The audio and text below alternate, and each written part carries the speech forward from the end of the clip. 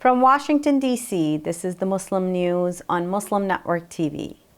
Assalamu alaikum, I'm Hena Zuberi. Our top story tonight.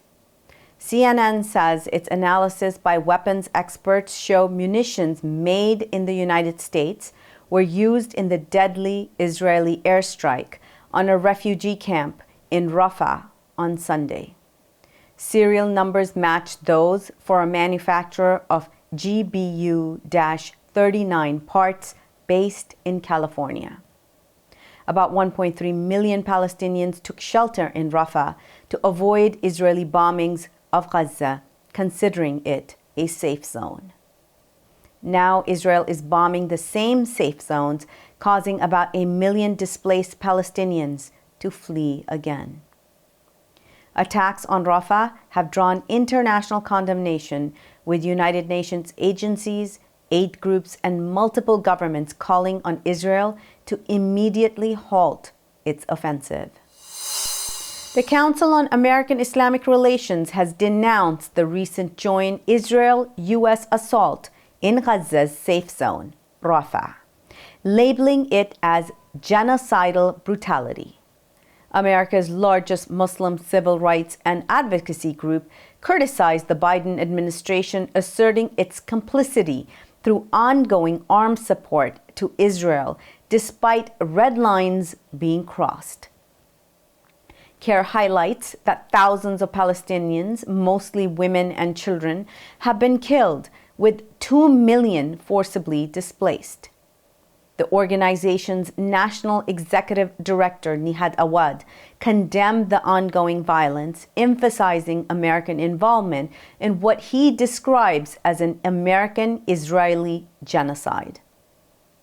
The group has been addressing these atrocities, participating in news conferences, and supporting legal actions against Israel in international courts.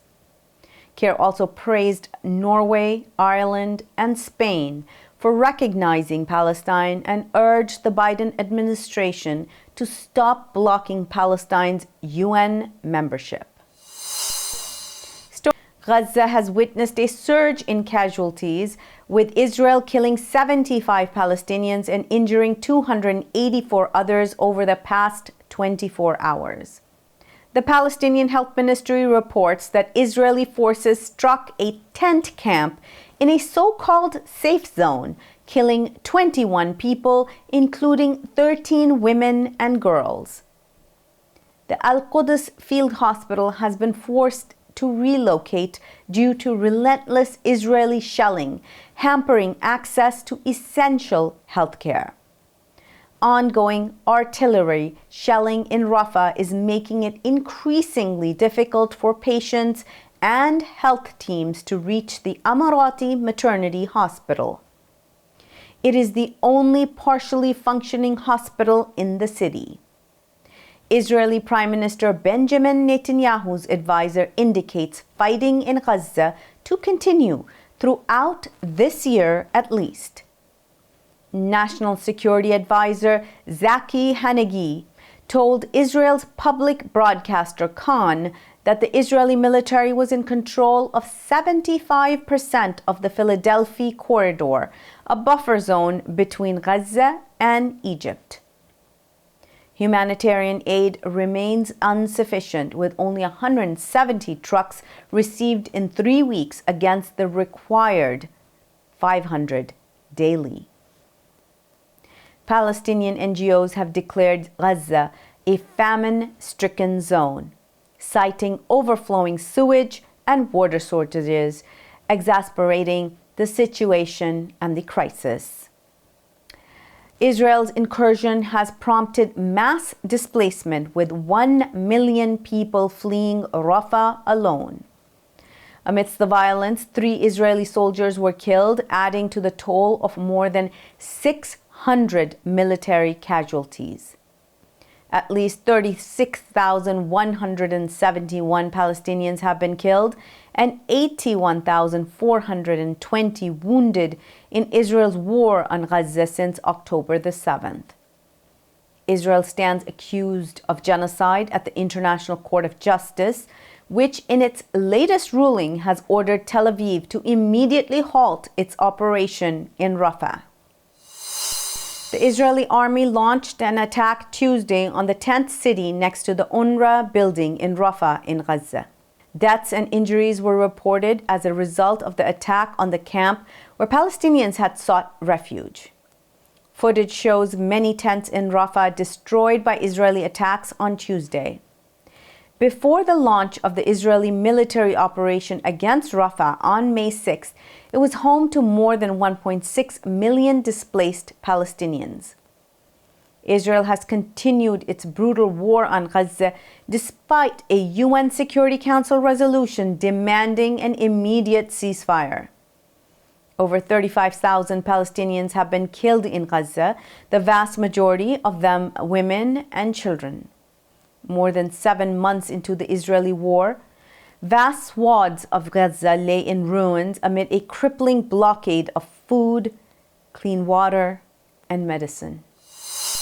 Israeli Foreign Minister Israel Katz has condemned Spanish Prime Minister Pedro Sanchez's decision to recognize the state of Palestine. He's accusing Sanchez of complicity in inciting genocide against Jews. Spain's leader emphasized the desire for a positive relationship with Israel, but faced immediate backlash.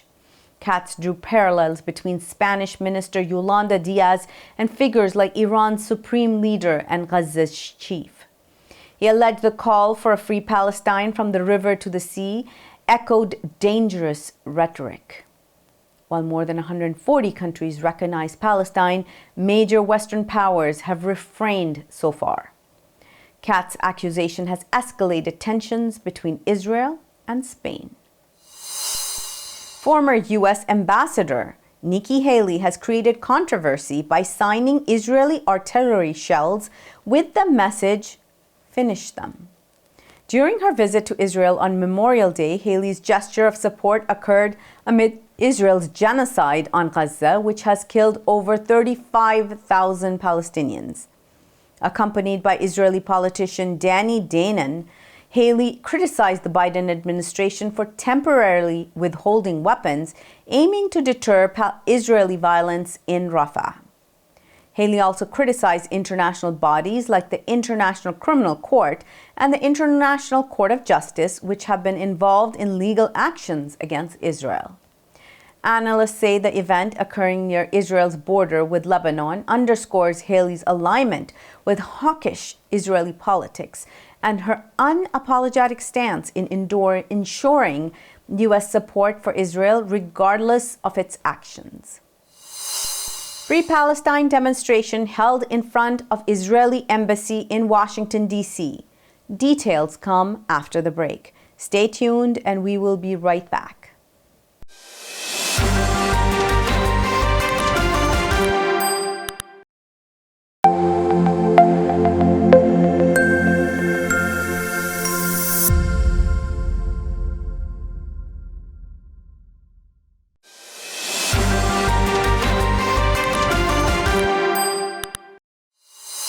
Welcome back. A demonstration in support of Palestine was held in front of the Israeli embassy in Washington. Israel has continued its brutal war on Gaza since October the 7th, 2023. Despite a UN Security Council resolution demanding an immediate ceasefire in the enclave, Israel continues to bomb the besieged territory. In related news, demonstrators took to the streets of San Diego to protest Israel's bombardment of Rafah in southern Gaza Strip. During the demonstration, protesters chanted slogans and held banners. Ex-President Donald Trump says he will squash Free Palestinian protests on university campuses if he is elected in November. He also vowed to deport foreign student participants off the demonstrations. Speaking at a donor meeting, Trump praised the New York police for violently dispersing a Columbia University protest supporting Gaza. He has urged other cities to follow suit. Trump promised to set back the Free-Palestine movement if re-elected, vowing to defeat what he termed a radical revolution. His pledge signals a potential hardline approach against Free Palestine activists and voices surpassing even the Biden administration's stance. A jury of 12 New Yorkers has begun deliberations on the 34 felony counts against Donald Trump in the first criminal trial of a former American president. Trump is accused of falsifying business records in connection with a payment to porn star Stormy Daniels. The jury consists of 7 men and 5 women. Charges include falsifying business records in connection with an alleged hush money scheme. The money was allegedly used to silence Daniels about an affair with Trump shortly before the 2016 presidential election. Trump denies the relationship with Daniels and has pleaded not guilty to all charges. A felony conviction of a former president and current GOP frontrunner would be unprecedented. The charges are punishable by 16 months to 4 years in prison. The Washington Post cites legal experts saying Trump's incarceration is unlikely since he has no prior criminal record. A conviction would not disqualify him from running for office or serving as president if elected, constitutional experts say. The Bangladesh government has approved 2 separate projects of $723 million for persecuted Rohingya refugees and host communities in southeastern Cox's Bazar. Chaired by Prime Minister Sheikh Hasina, the Executive Committee of the National Economic Council approved the package. Financing will come from the government and foreign donors, and 13 government agencies will implement the 2 projects. The Bangladeshi Prime Minister earlier called for finding new sources of funding for Rohingya as funds for them have decreased. About 1.2 million Rohingya are living in Bangladesh, the majority of whom fled a military genocide against their community in Burma's Rakhine state in 2017. Most of them are housed in overcrowded camps in Cox's Bazar. Since the late 2020, about 35,000 have been relocated to the island of Bhashan Char. US-based technology firm OpenAI, the owner of ChatGPT, has formed a safety and security committee responsible for making recommendations on the company's projects and operations. The committee's first task will be to evaluate and further develop OpenAI's processes and safeguards during the next 90 days. At the end of this term, the committee will share its recommendations with the full board. Following its review, OpenAI will publicly share an update on adopted recommendations. OpenAI is the developer of ChatGPT, which recently released version 4.0, as well as image creator DAL-E and video creator Sora. Azerbaijan commemorated its 106th Independence Day on Tuesday. On May 28, 1918, the National Council, led by Mehmed Amin Rasulzadeh, declared the country as independent. Azerbaijanis say this marks the birth of the first democratic republic of the Muslim East, emphasizing economic, educational, and religious freedom reforms.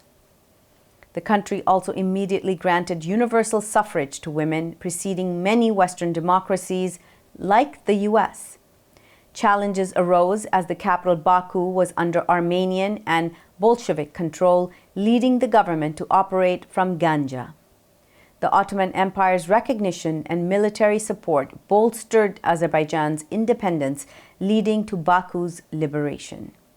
However, a Soviet invasion in 1920 ended the brief independence.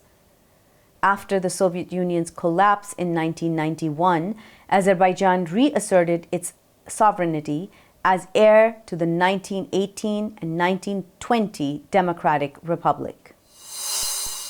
That's all from our Washington, D.C. studios tonight. Thank you for tuning in. You can subscribe to our YouTube channel and hit the bell icon for the latest updates. Your support is needed more than ever to continue our mission of providing informative, educational, and inspiring content to Muslims in North America and around the world. Donate now by visiting muslimnetwork.tv/donate. For more content, keep watching Muslim Network TV or visit muslimnetwork.tv. Assalamu alaikum and good night.